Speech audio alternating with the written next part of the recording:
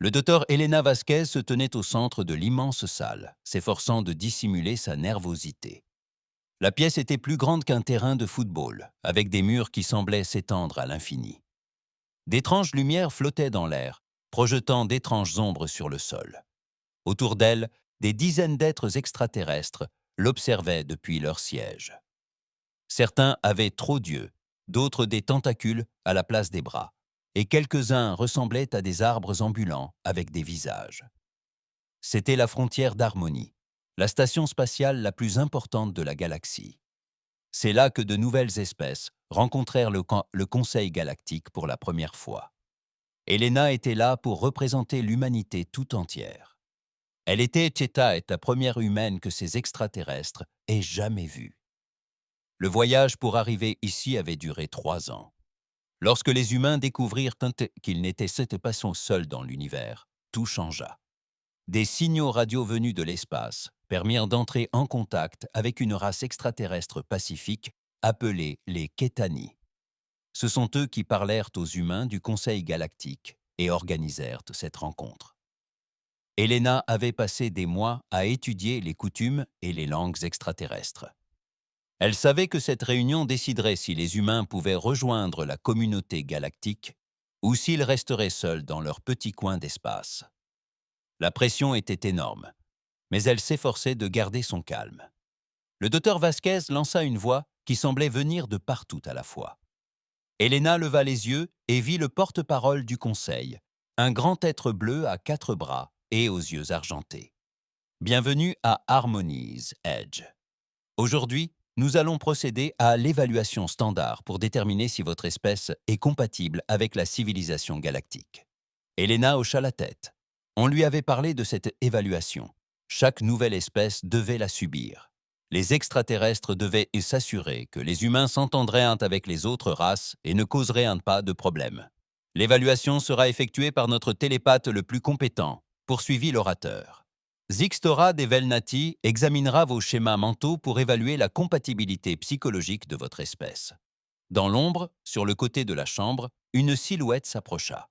Elena en eut le souffle coupé. L'extraterrestre ne ressemblait à rien de ce qu'elle avait vu auparavant. Zixtara était grand et mince, presque comme un humain allongé. Sa peau était d'un blanc pâle et semblait luire doucement. Il n'avait pas de cheveux et sa tête était plus grande que celle d'un humain, mais sa caractéristique la plus frappante était ses yeux. Ils étaient entièrement noirs, comme s'ils scrutaient l'espace lointain. Les natifs du voile étaient maintes célèbres dans toute la galaxie. Elena avait lu des choses à leur sujet lors de sa préparation. C'étaient les télépathes les plus puissants que l'on ait jamais rencontrés. Ils pouvaient lire dans les pensées d'une pièce à l'autre, et même partager leurs pensées avec plusieurs êtres à la fois. Pendant des millénaires, ils avaient servi d'évaluateurs mentaux au Conseil. Leur contact pouvait révéler les pensées et les sentiments les plus profonds de toute créature. « N'aie pas peur », dit Zixtara, mais sa bouche resta immobile. Les mots apparurent directement dans l'esprit d'Elena. La voix n'était ni masculine ni féminine, mais quelque chose entre les deux. Ce procédé a été appliqué à plus de 10 000 espèces. Il est totalement sûr. Elena essaya de se détendre. Autour de la chambre, d'autres extraterrestres observaient avec intérêt. Certains prenaient des notes sur d'étranges appareils. D'autres semblaient communiquer entre eux par des lumières clignotantes ou des changements de couleur de peau. Tout le monde semblait calme et confiant, comme si c'était une journée comme une autre. Ils communiquaient entre eux par des lumières clignotantes ou des changements de couleur de peau. Tout le monde semblait calme et confiant, comme si c'était une journée comme une autre. Zixtara s'approcha. De près, Elena pouvait voir que la peau de l'alien était ornée de minuscules motifs, comme des écailles ou des plumes, mais si petits qu'ils étaient pleinement presque invisibles. Ses yeux noirs semblaient la transpercer. « Je vais devoir établir un contact physique », expliqua Zixitara mentalement. « Un simple contact sur ton front me permettra d'examiner ta structure mentale. Cela ne prend que quelques secondes. » Elena hocha la tête. Elle s'y était préparée. Le conseil lui avait expliqué que le contact physique était nécessaire à l'évaluation télépathique. Elle s'était exercée à rester calme et à organiser ses pensées. On lui avait conseillé de penser à des choses paisibles, comme les océans de la Terre ou les forêts paisibles. Le silence retomba dans la salle. Même les lumières flottantes semblaient faiblir légèrement. Elena sentait l'attention de tous les extraterrestres présents sur elle et Zixtara. C'était le moment qui allait déterminer l'avenir de l'humanité. Zixtara leva une main longue et fine. Ses doigts étaient plus longs que ceux des humains et se terminaient par ce qui semblait être des pointes argentées. L'extraterrestre se déplaçait lentement et prudemment, comme s'il accomplissait un rituel sacré. « Pense à quelque chose qui t'apaise », murmura la voix de Zixtara dans l'esprit d'Elena. « Laisse tes pensées couler naturellement. Ne résiste pas à la connexion. » Elena pensa à sa maison d'enfance au Mexique. Elle se souvenait d'être assise dans le jardin de sa grand-mère, écoutant des histoires de héros courageux et d'aventures magiques. Elle repensait au parfum des fleurs et au chant des oiseaux dans les arbres. Le bout des doigts de sixième Tara toucha le front d'Elena. Pendant un instant, rien ne se passa. Elena ressentit un léger picotement, comme un léger courant électrique. Elle repensait sans cesse à des souvenirs paisibles, comme on le lui avait appris. Puis tout dérapa. Les yeux noirs de Zixtara s'écarquillèrent là, soudain. La bouche de l'extraterrestre s'ouvrit et un son qu'Elena n'avait jamais entendu auparavant en sortit. Ce n'était ni un cri, ni un rugissement, mais quelque chose qui semblait provenir du plus profond de la terreur et de la confusion. Ce son ne fut pas seulement entendu, il fut ressenti. Tous les extraterrestres présents dans la salle réagirent comme s'ils avaient été frappés par la foudre. Plusieurs Veilnati, assis dans le public, se saisirent la tête et tombèrent de leur siège. D'autres espèces télépathes commencèrent à émettre des cris de détresse. Certains extraterrestres lançaient des éclairs de couleurs vives, tandis que d'autres tremblaient de façon incontrôlable. Zixtara trébucha en arrière, la main toujours tendue vers Elena. Sa peau rougeoyante se mit à scintiller comme une lumière brisée. Ses jambes cédèrent et il s'effondra au sol, pris de convulsions. Elena resta figée sous le choc. Elle ignorait ce qui se passait. Un instant, elle pensait au jardin de sa grand-mère, et l'instant d'après, le télépathe le plus puissant de la galaxie se tordait au sol, visiblement à l'agonie. Équipe médicale immédiatement en salle. Le porte-parole du conseil cria. Les avant-bras de l'alien bleu s'agitaient frénétiquement, appelant à l'aide. D'étranges machines flottantes se précipitèrent dans la chambre. Elles encerclèrent Zixtara et commencèrent à scruter le télépathe déchu avec des faisceaux de lumière colorés. Elena entendit des voix pressantes s'exprimer dans des langues qu'elle ne comprenait pas. Des gardes de sécurité s'approchèrent non pas d'Elena, mais ils semblaient confus quant à la conduite à tenir.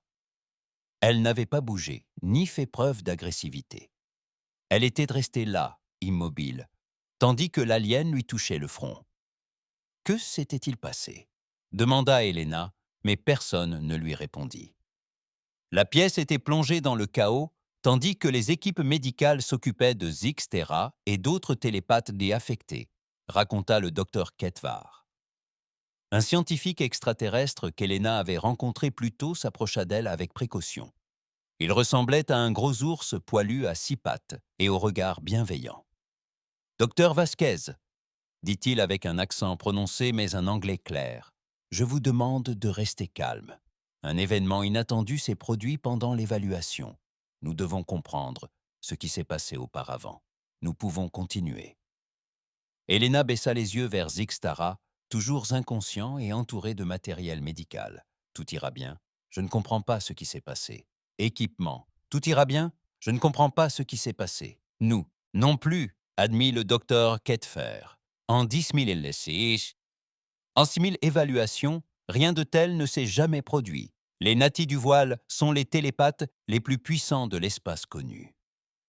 Ils ont touché l'esprit de créatures venues de géantes gazeuses et d'êtres faits d'énergie pure. Mais ton esprit... Il marqua une pause, l'air troublé. Ton esprit a fait à Zixitara quelque chose d'inédit. Helena sentit un frisson lui parcourir l'échine. Elle était censée représenter le meilleur de l'humanité, montrer que son espèce méritait une place parmi les étoiles. Au lieu de cela, son premier acte avait été de blesser le télépathe, le plus important du conseil. Tandis que les équipes médicales transportaient Zixitara hors de la chambre, Helena se demanda si le rêve de l'humanité de rejoindre la communauté galactique était déjà anéanti. 3 jours s'écoulèrent avant que Zixitara ne se réveille. Helena passa ses journées dans une petite pièce du bord de l'harmonie, à attendre et à s'inquiéter. Le docteur Ketvar lui rendait régulièrement visite, lui apportant de la nourriture et des nouvelles, mais il semblait toujours plus confus qu'avant. Les scanners médicaux ne montrent aucun dommage physique, annonça Ronnie à Helena le 2e jour. Le corps de Zixitara est en parfaite santé, mais son esprit, il lui est arrivé quelque chose que nous ne comprenons pas.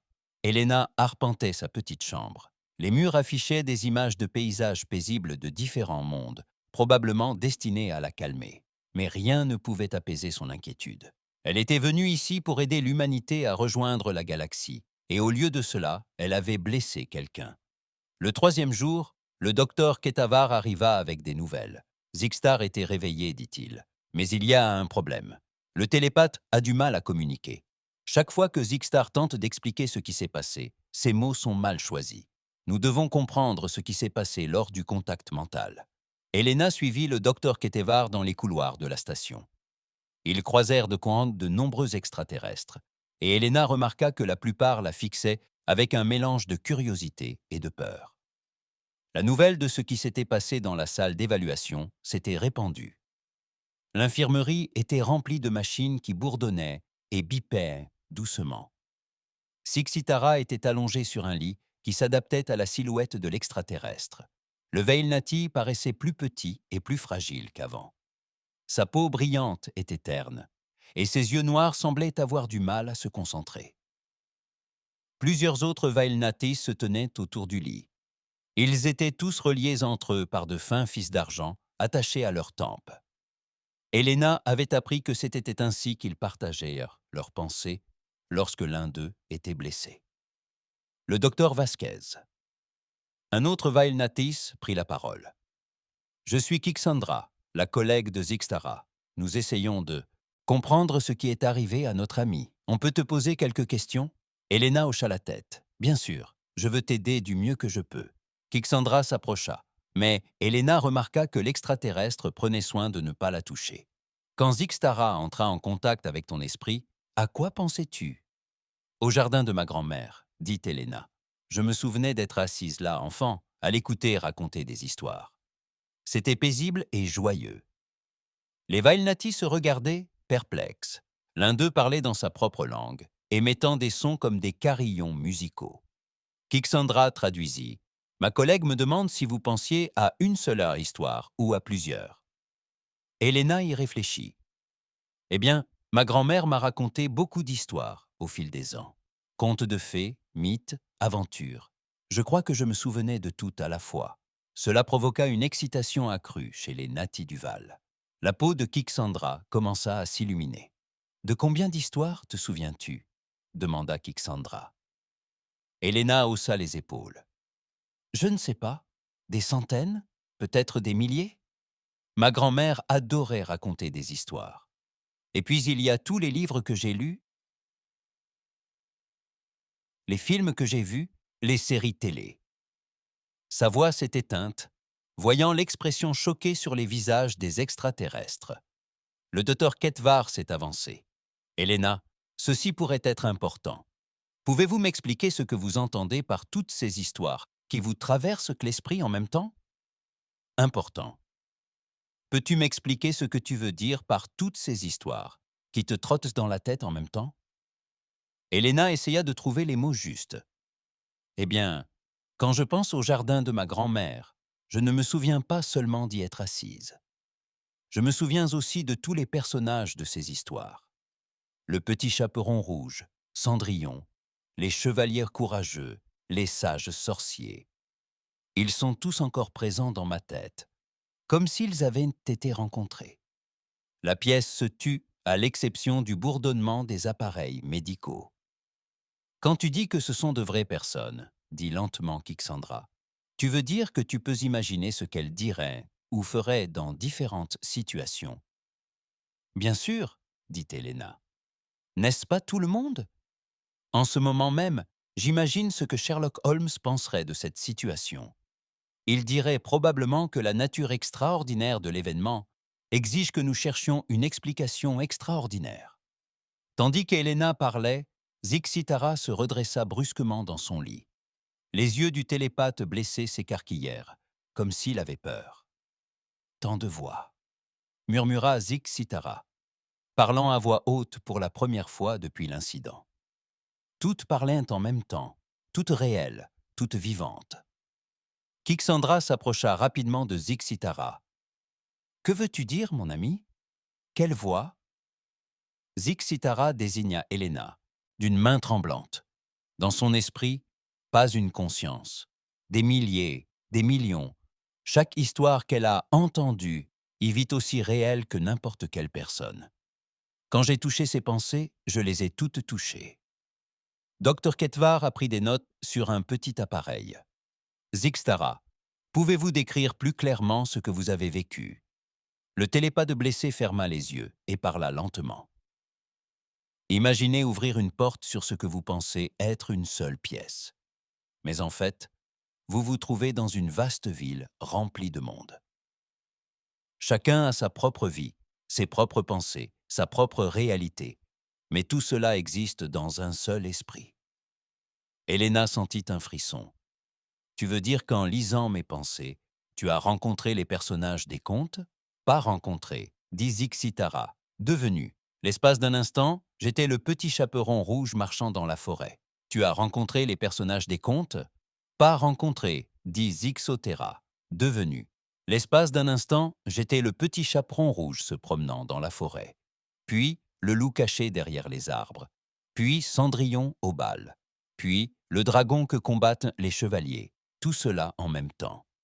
Des milliers de vies différentes, toutes aussi réelles les unes que les autres, coexistant. Le docteur Ketvar avait la fourrure hérissée, ce qui, comme Helena l'avait appris, signifiait qu'il était très excité ou très inquiet. C'est impossible, dit l'un des autres Vailnatis. Les esprits conscients ne peuvent contenir plusieurs personnalités distinctes sans folie. Nous avons testé des milliers d'espèces. Chaque individu possède une conscience, une voix intérieure. Helena réfléchit à cela. Mais n'imaginez-vous pas des choses. Ne rêvez-vous pas ou ne rêvassez-vous pas? Nous, si, dit Kixandra. Mais notre imagination est clairement séparée de la réalité. Ce sont de pâles ombres et non des présences vivantes. Ce que décrit Zixtara est différent. Dans votre esprit, les êtres imaginés ont la même force et la même réalité que votre véritable moi. Zixtara hocha faiblement la tête. Je ne pouvais distinguer les pensées d'Helena de celles des personnages de l'histoire. Elles étaient toutes aussi vivantes, aussi réelles. C'était comme tenter de tenir une conversation avec 10 000 personnes, parlant simultanément.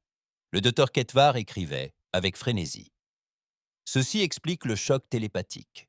L'esprit de 6e Terra n'était pas préparé à rencontrer plusieurs consciences dans un seul corps. La surcharge provoqua l'effondrement. Helena s'assit lourdement sur une chaise. Alors, il y a quelque chose qui cloche dans mon esprit? Dans l'esprit humain? Pas mal, dit pensivement le docteur Ketvar. Différent, très, très différent. Kixandra regarda Helena avec un respect nouveau. Docteur Vasquez, ce que vous décrivez n'est pas un défaut. C'est peut-être la capacité mentale la plus remarquable que nous ayons jamais rencontrée. On peut créer et entretenir plusieurs personnalités complètes dans sa conscience, tout en restant sain d'esprit. Cela devrait être impossible. Helena repensa à tous les livres qu'elle avait lus, à tous les films qui l'avaient fait pleurer ou rire, à tous les personnages qui lui semblaient de vieux amis. Elle n'avait jamais trouvé inhabituel que ces personnages fictifs lui paraissent réels. Est-ce pour cela que les évaluations du Conseil n'ont jamais échoué? Demanda Helena. Parce que les autres espèces ne pensent pas comme les humains? Exactement, répondit le docteur Ketvar. Toutes les autres espèces que nous avons rencontrées ont une conscience linéaire unique. Leurs pensées suivent des schémas prévisibles. Mais les humains, il marqua une pause, l'air stupéfait. Les humains portent des univers entiers dans leur esprit. Zixtara reprit la parole, la voix plus forte. Maintenant, il y a autre chose. En me connectant à l'esprit d'Helena, j'ai ressenti quelque chose qui m'a effrayé plus que les nombreuses voix. Quoi? Demanda Kixandra. Les histoires n'étaient pas que des souvenirs. Elles étaient actives, grandissantes, changeantes. Tandis que je les observais, de nouvelles histoires naissaient, se mêlant aux anciennes, créant de nouvelles possibilités. C'était comme voir une étoile naître, mais dans un esprit. Helena ressentit une étrange fierté à cette description. C'est comme ça que fonctionne l'imagination, n'est-ce pas? On prend des fragments d'histoires différentes et on les mélange pour créer de nouvelles idées. Les extraterrestres se regardèrent avec des expressions qu'Helena commençait à reconnaître comme de l'admiration et de la peur. Docteur Vasquez, Docteur Ketevar, dit prudemment « Je pense que nous devons effectuer d'autres tests.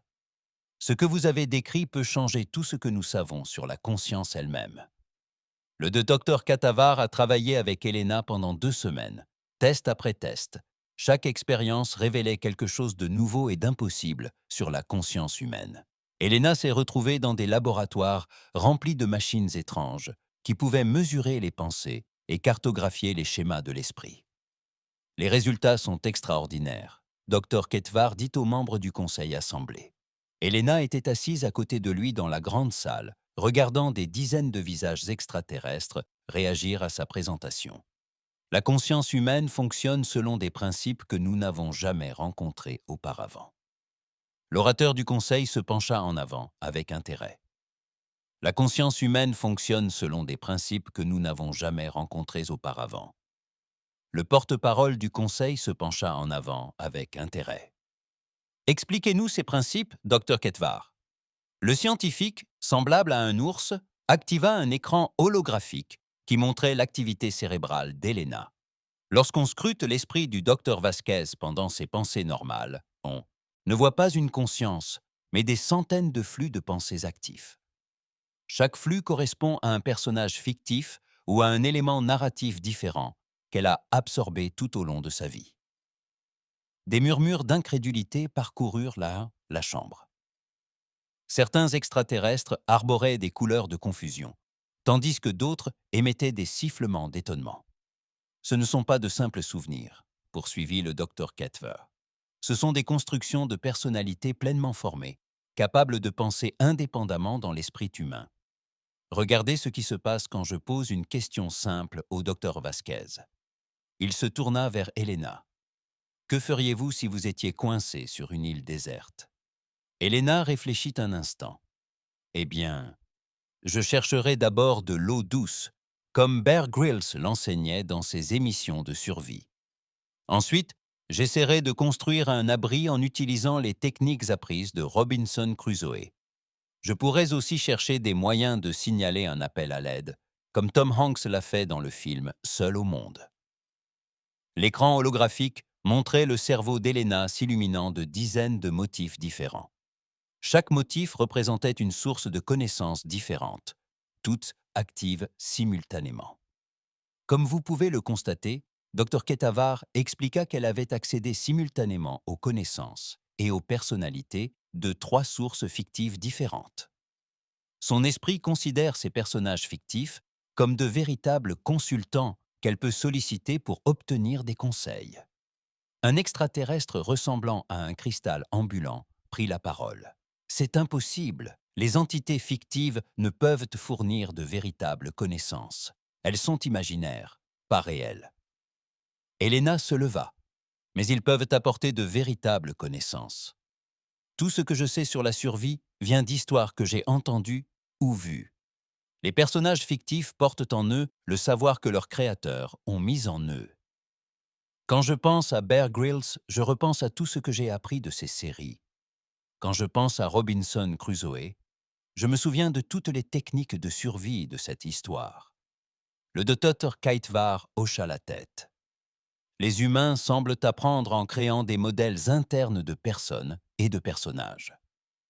Ces modèles deviennent ensuite des résidents permanents de leur conscience, consultables à tout moment. Un autre extraterrestre, ressemblant cette fois à un gros insecte, claquait nerveusement ses mandibules. Combien de ces constructions un esprit humain typique contient-il? Helena haussa les épaules. Je n'en ai aucune idée. Je ne les ai jamais comptés. Des milliers, probablement. Peut-être des dizaines de milliers. Chaque livre que j'ai lu. Chaque. Je ne les ai jamais comptés. Des milliers, probablement. Peut-être des dizaines de milliers. Chaque livre que j'ai lu. Chaque film que j'ai vu. Chaque personne que j'ai rencontrée. Ils laissent tous des copies d'eux-mêmes dans ma tête. La chambre explosa d'un bavardage nerveux. Plusieurs extraterrestres commencèrent à communiquer rapidement dans leur langue. Helena percevait la peur dans nombre de leurs expressions. « Il y a autre chose », annonça le docteur Ketvar en élevant la voix pour couvrir le brouhaha.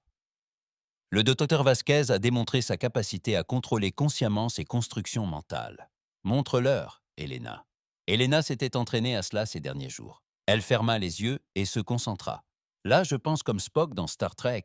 La logique voudrait que ta peur des capacités mentales humaines soit illogique. On ne te veut aucun mal. » Elle ouvrit les yeux et sourit. « Maintenant, je pense comme le capitaine Kirk.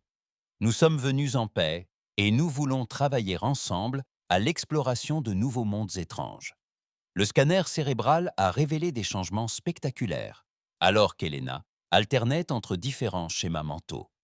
Chaque personnage fictif apportait sa propre façon de penser et de parler. « Les implications sont stupéfiantes », a déclaré le docteur Ketvar. Les humains peuvent adopter la personnalité, les connaissances et les schémas de pensée de n'importe quel personnage qu'ils ont rencontré. Ce sont des métamorphes naturelles de la conscience. L'orateur du conseil resta silencieux un long moment. « Docteur Ketvar, qu'est-ce que cela signifie pour les espèces télépathes comme les Velnati ?»« C'est une découverte des plus troublantes, » admit le docteur Ketvar. Lorsqu'un télépathe tente de lire l'esprit humain, il rencontre non pas une conscience, mais des milliers. Le choc télépathique peut être bouleversant, mais nous avons découvert quelque chose d'encore plus significatif. Il a activé un autre affichage holographique, montrant l'esprit d'Helena en interaction avec Zixtaras lors de leur premier contact. Les humains ne se contentent pas de résister à l'intrusion télépathique. Ils la transforment. Lorsque Zixtara a touché l'esprit d'Helena, les humains, des créatures fictives, ont commencé à transmettre de fausses informations aux télépathes. Zixtara ressentait des souvenirs de contes de fées, comme s'il s'agissait des vrais souvenirs d'Helena. Le télépathe ne pouvait distinguer les expériences réelles d'Helena de celles des personnages fictifs. Helena frissonna en comprenant ce que cela signifiait. « Êtes-vous en train de dire que lorsque les télépathes tentent de lire dans les pensées humaines, nous leur mentons accidentellement ?»« Pas mentir, » corrigea le docteur Ketvar. « Vous les submergez d'informations qui semblent tout à fait réelles, mais qui proviennent de sources fictives. Un télépathe cherchant à extraire la vérité d'un esprit humain rencontrerait des milliers de versions différentes de la réalité, toutes aussi convaincantes les unes que les autres. » Le silence retomba dans la salle. Helena vit les extraterrestres traiter ces informations et nombre d'entre eux semblaient profondément troublés. Un extraterrestre ressemblant à une méduse flottante parlait d'une voix semblable à celle d'un carillon. Si les humains peuvent confondre les télépathes avec des réalités fictives, que se passe-t-il lorsqu'ils découvrent délibérément cette capacité? L'expression du docteur Ketvar devint sérieuse. Nous avons testé cette possibilité. Helena, pourriez-vous faire une démonstration de projection fictive contrôlée? Helena hocha la tête. Au cours de la semaine passée, elle avait appris à orienter consciemment ses constructions mentales vers le contact télépathique. J'aurais besoin d'un télépathe volontaire. Plusieurs Vailnati observaient la scène depuis l'auditoire.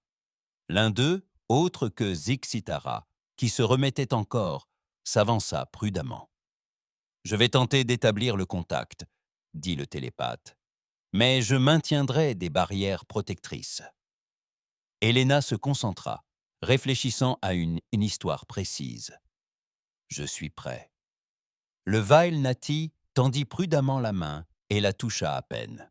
Aussitôt, les yeux de l'extraterrestre s'écarquillèrent.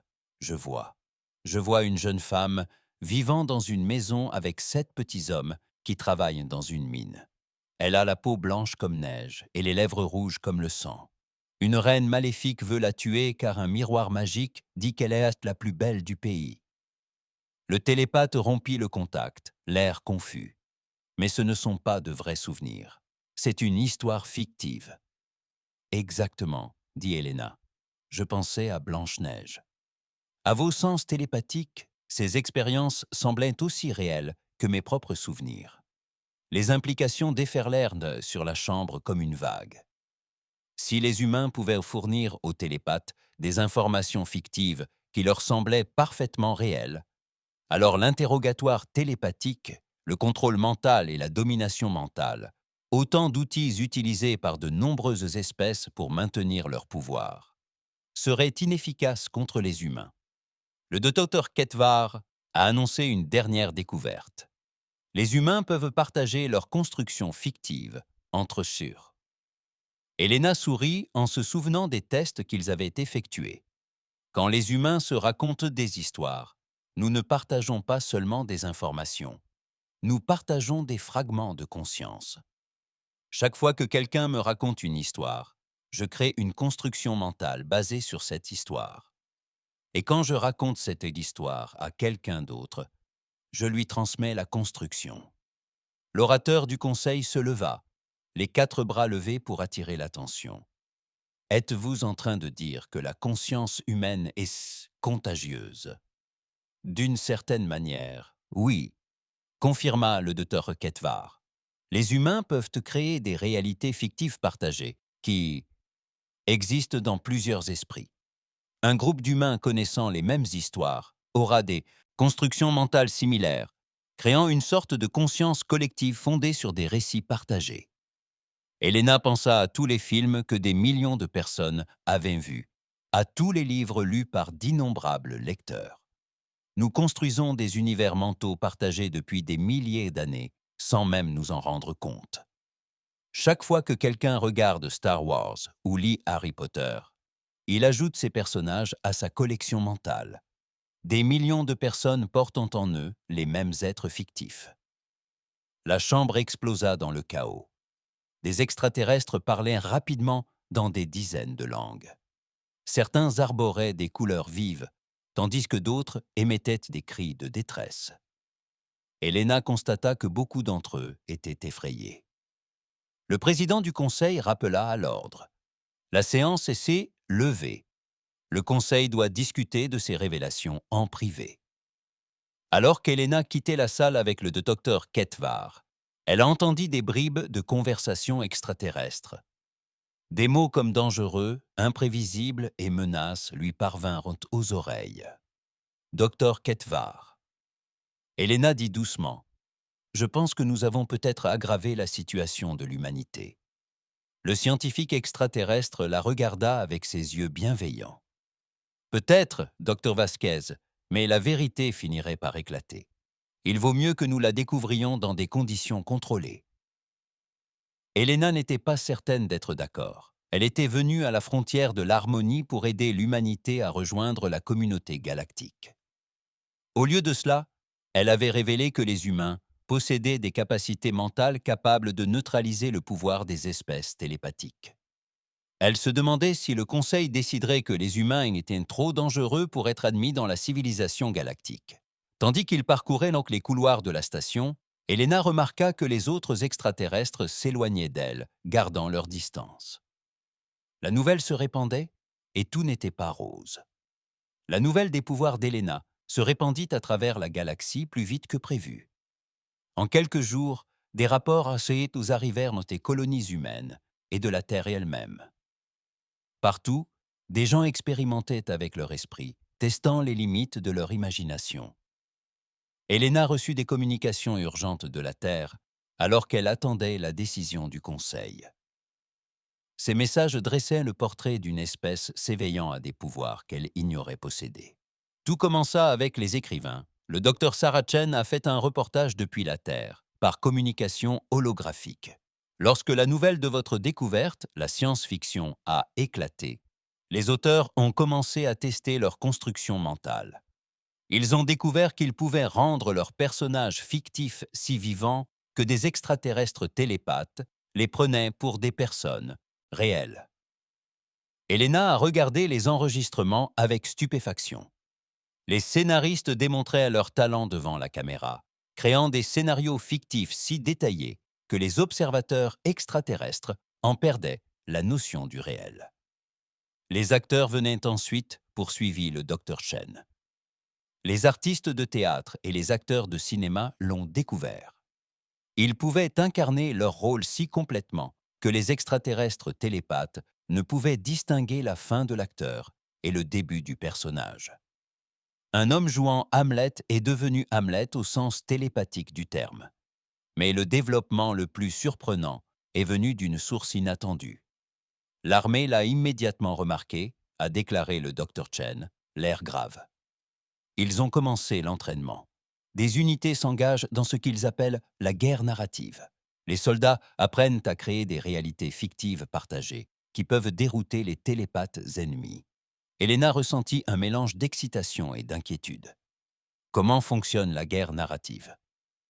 Les soldats ont étudié vos scanners cérébraux et ont appris à coordonner leur construction mentale, expliqua le Dr Chen. Une escouade de 12 soldats peut créer une histoire commune si complexe que les ennemis télépathes se perdent dans le labyrinthe mental. Ils ont testé cette théorie contre des télépathes kitanis amicaux. Les extraterrestres ont rapporté avoir vécu un champ de bataille en constante évolution avec des ennemis apparaissant et disparaissant, et des objectifs changeant en permanence. Elena secoua la tête, stupéfaite. Les soldats transforment-ils la guerre en une sorte d'histoire interactive? Exactement. Et les télépathes ne font pas la distinction entre les éléments fictifs et les informations tactiques réelles. Les contradictions narratives les troublent tellement qu'ils doivent rompre le contact. Le docteur Ketevar, qui écoutait les rapports avec Elena, laissa échapper un murmure d'inquiétude. Cela inquiétera grandement le Conseil. De nombreuses espèces comptent sur les avantages de la télépathie dans les conflits. De nouveaux rapports arrivaient chaque jour. Les enseignants humains découvraient qu'ils pouvaient améliorer l'efficacité de leurs cours en créant des récits pédagogiques que les élèves pouvaient partager mentalement. Les professionnels de santé ont constaté que les patients réagissaient mieux au traitement lorsque les médecins utilisaient des scénarios de guérison fictifs, réalistes pour les guérisseurs télépathes. Mais le développement le plus significatif s'est produit dans la colonie minière de New Tokyo. Un incident s'est produit, rapporta le Dr Chen d'un ton sombre. Un groupe de mineurs humains a croisé un vaisseau de patrouille du Dominion.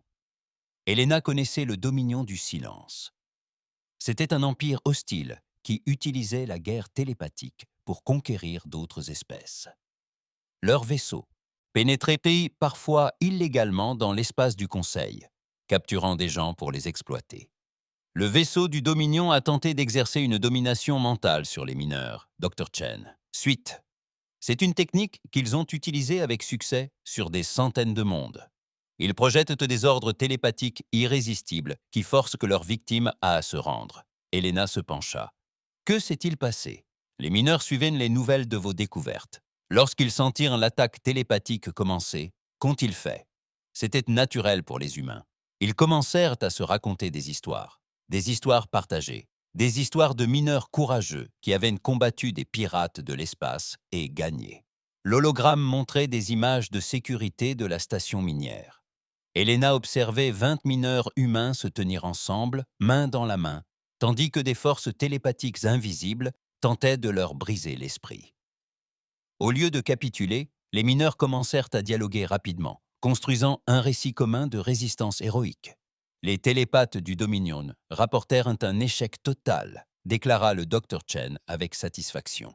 Au lieu de dominer l'esprit des mineurs, ils tombèrent sur une fiction collective de héros invincibles. L'histoire était si vivante et convaincante que les forces du Dominion commencèrent à y croire elles-mêmes.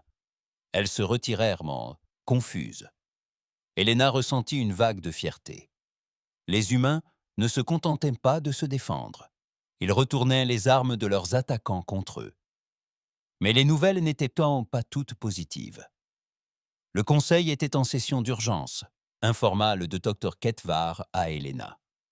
De nombreuses espèces exigent une action immédiate. Elles considèrent l'humanité comme une menace pour l'équilibre télépathique des pouvoirs, qui maintient la paix galactique depuis des millénaires. Helena passait ses journées dans une tension croissante, sachant que l'avenir de son espèce était en jeu.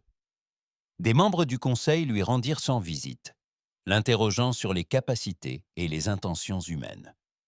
Elle tenta de les convaincre que les humains ne recherchaient que l'amitié et la coopération. C'est alors que Zixitara demanda un entretien privé. Le télépathe du voile Nati s'était remis de l'incident initial, mais semblait encore fragile. Ils se retrouvèrent dans les appartements d'Helena, Zixitara gardant une distance prudente. « Docteur Vasquez, dit Zixitara, j'ai besoin de comprendre quelque chose. Quand votre espèce partage ses constructions fictives, en perd-elle le contrôle ?» Helena réfléchit longuement à la question. « Que voulez-vous dire ? Quand plusieurs humains créent une histoire commune, celle-ci commence-t-elle à exister indépendamment? Peut-elle évoluer au-delà des intentions de ses créateurs? » La question fit froid dans le dos à Helena. Elle était tellement concentrée sur les applications, pratiques des capacités mentales humaines, qu'elle n'avait pas envisagé cette possibilité. Je ne sais pas, admit Helena. Nous ne faisons pas cela depuis assez longtemps pour le savoir. Les yeux noirs de sixième Tara exprimaient une profonde inquiétude. Lors de notre premier contact, j'ai vécu quelque chose qui me trouble encore aujourd'hui. Dans ton esprit, j'ai rencontré des êtres fictifs qui semblaient avoir leurs propres désirs et objectifs, distincts de tes intentions conscientes. Ce n'étaient pas de simples souvenirs ou outils. C'étaient des entités indépendantes vivant dans ta conscience. Helena ressentit une nouvelle forme de peur. Tu veux dire que les personnages de ma tête pourraient être vivants? Je l'ignore, répondit Zixtera avec sincérité. Mais j'ai peur de ce qui pourrait arriver si des millions d'humains commençaient à créer des réalités fictives communes. Et si ces histoires partagées devenaient si détaillées et répandues qu'elles parvenaient à une sorte d'existence indépendante. Avant qu'Helena puisse réagir, des alarmes retentirent dans toute la station. Les lumières d'urgence clignotèrent lorsqu'une voix annonça « Tout le personnel, au poste. Des vaisseaux non identifiés approchent. Ceci n'est pas un exercice. » Helena et Zixtera se précipitèrent vers le pont d'observation, où elles trouvèrent le docteur Ketvar et d'autres membres du conseil, observant l'approche d'une flotte massive. Les vaisseaux étaient sombres et anguleux, conçus pour inspirer la peur. Domination du silence, Dr Ketvar dit d'un ton sombre, leur sixième flotte au complet. Ils avaient dû être informés de l'incident minier. Helena comptait au moins 50 vaisseaux, chacun plus grand que le bord d'Harmonie lui-même. Que veulent-ils? La réponse arriva sous la forme d'une émission qui encombra les systèmes de communication de la station.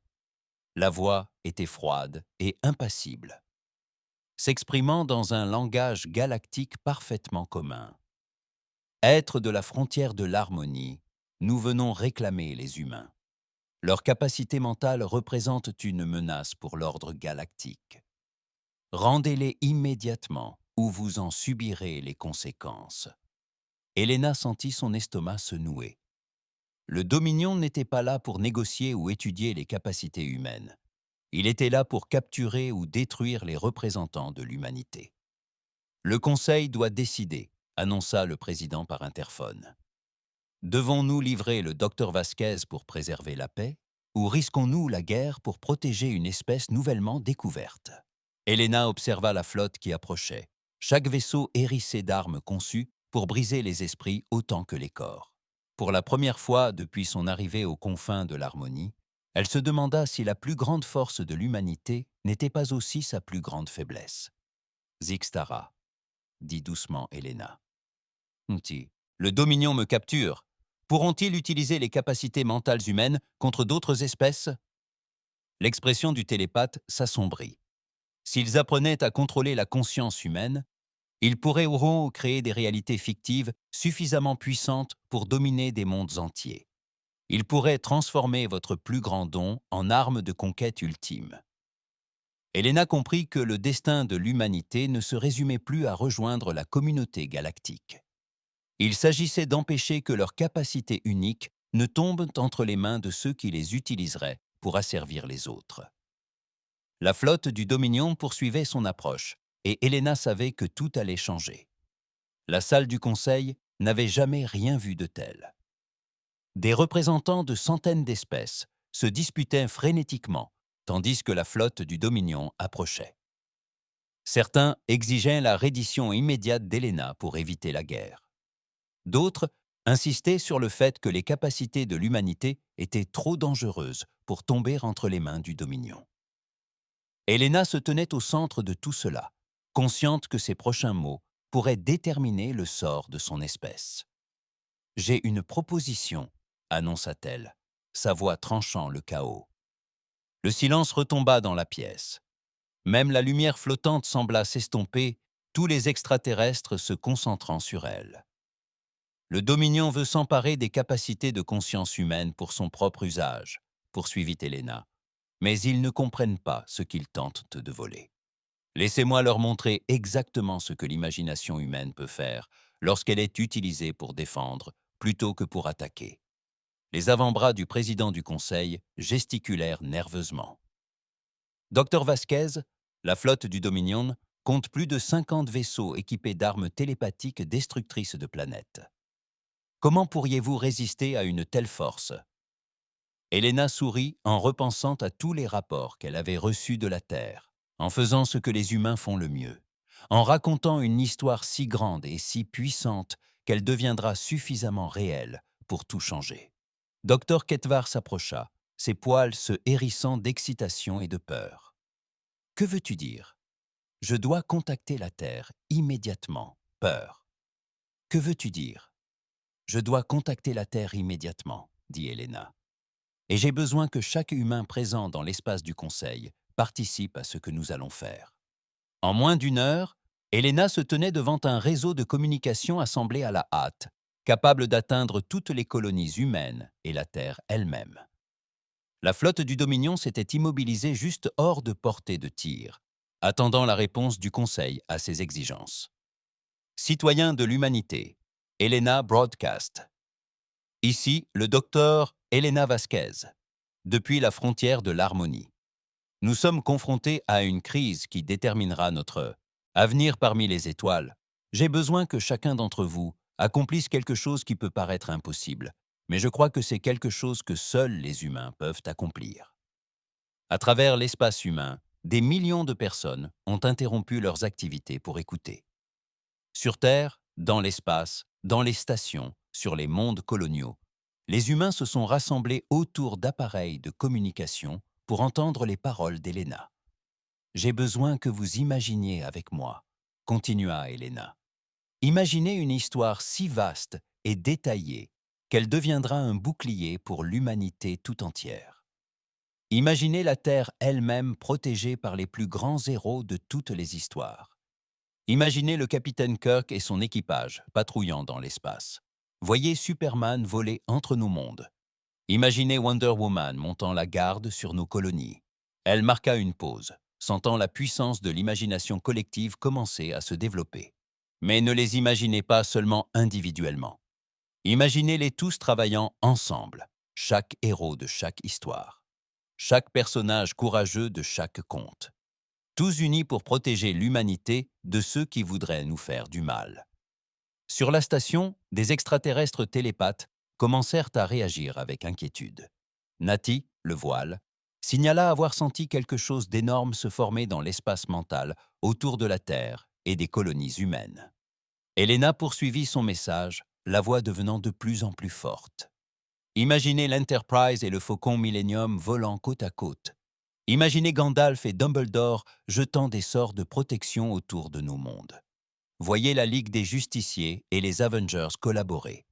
rendez-le réel dans vos esprits.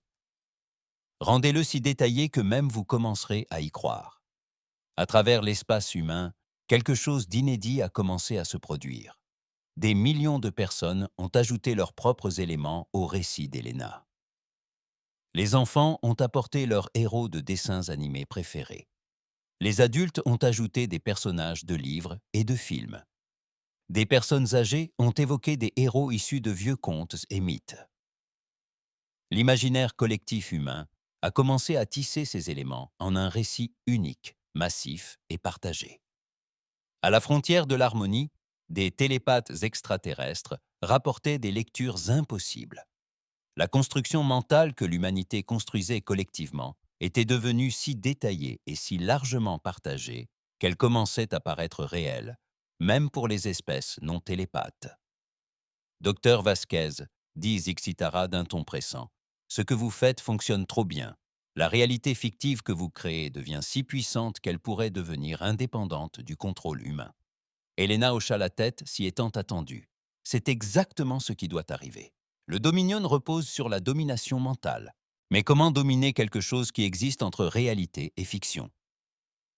La flotte du Dominion avait repris son mouvement, se rapprochant des confins d'harmonie. Leurs armes télépathiques se déchaînèrent, prêtes à briser l'esprit de tous les occupants de la station. Mais à mesure qu'ils approchaient, quelque chose d'impossible apparut entre eux et leur cible. Le vaisseau principal du Dominion signala soudain un contact avec ce qui semblait être une immense flotte spatiale. Des vaisseaux familiers, des films d'animation, commencèrent à se matérialiser autour de la bordure d'harmonie. L'Enterprise, le Faucon Millennium, des destroyers stellaires, des Battlestars, des dizaines de vaisseaux de fiction apparurent pour défendre la station. Impossible, annonça le commandant du Dominion.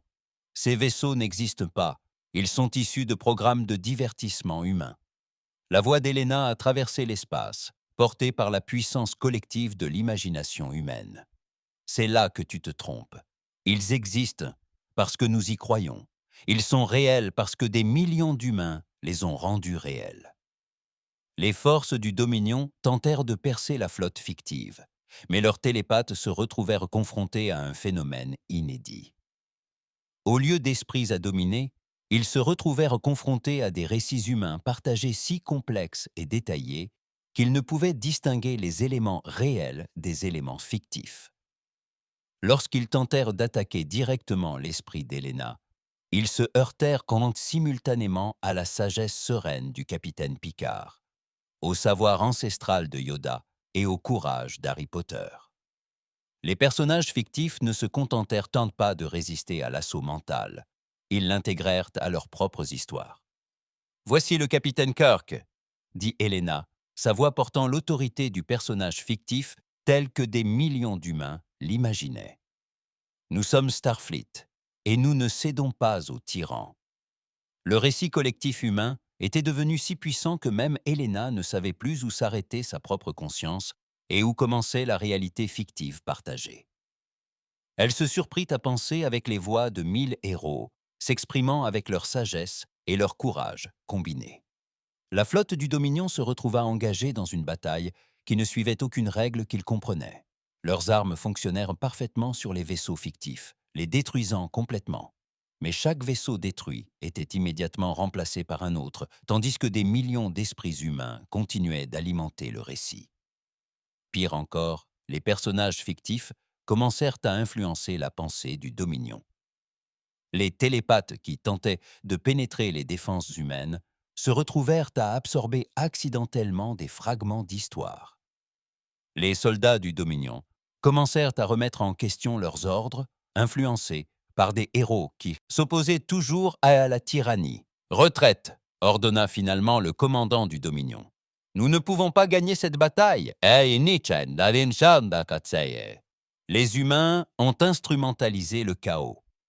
Alors que la flotte du Dominion se retirait, confuse, Elena sentit le récit commun des humains prendre une tournure plus stable.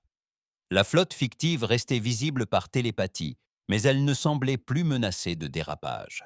« Docteur Vasquez !» s'exclama le porte-parole du conseil, stupéfait. « Comment saviez-vous que ça marcherait ?» Elena sourit, épuisée mais triomphante. Parce que j'avais enfin compris ce qui rendait les humains si spéciaux.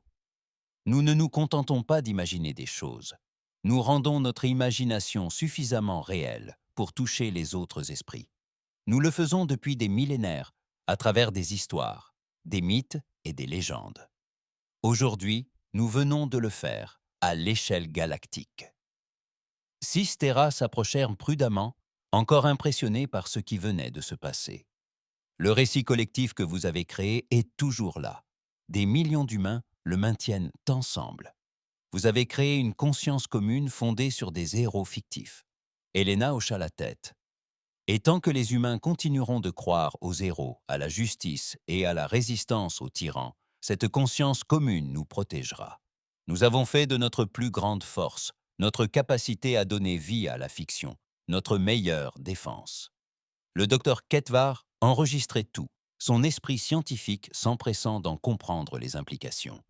Vous avez changé la nature fondamentale de la conscience elle-même. Vous avez prouvé qu'une croyance partagée peut créer sa propre réalité. Dans les semaines qui ont suivi, la galaxie a commencé à s'adapter à une nouvelle vérité. L'humanité n'était pas une simple espèce rejoignant la communauté galactique. C'était une espèce capable de concrétiser ses rêves et ses histoires au point d'influencer le monde physique. Le Conseil accueillit officiellement l'humanité, mais avec une nouvelle compréhension. Les humains n'étaient pas seulement des citoyens de la galaxie. Ils en étaient là les conteurs, les rêveurs et les protecteurs contre ceux qui utilisaient le pouvoir mental à des fins maléfiques. Helena demeura aux confins d'Harmonie en tant que première ambassadrice de l'humanité, mais elle n'était plus seule. Elle portait en elle les voix de tous les héros que l'humanité avait jamais imaginés, et elle savait que tant que les humains continueraient à raconter des histoires, ces héros seraient là pour les aider. Quand de jeunes extraterrestres lui demandaient comment les humains avaient vaincu le Dominion, Helena souriait et répondait « Nous leur avons raconté une histoire si belle qu'ils ont dû y croire. Et une fois qu'ils y ont cru, elle est devenue suffisamment réelle pour nous sauver tous. » L'ère de la domination télépathique s'est révolue, celle de la réalité narrative. Avait commencé, et l'humanité se tenait en son centre, prouvant que parfois le plus grand pouvoir n'est pas la capacité de contrôler les esprits, mais la capacité de les inspirer avec des rêves qui valent la peine d'être crus.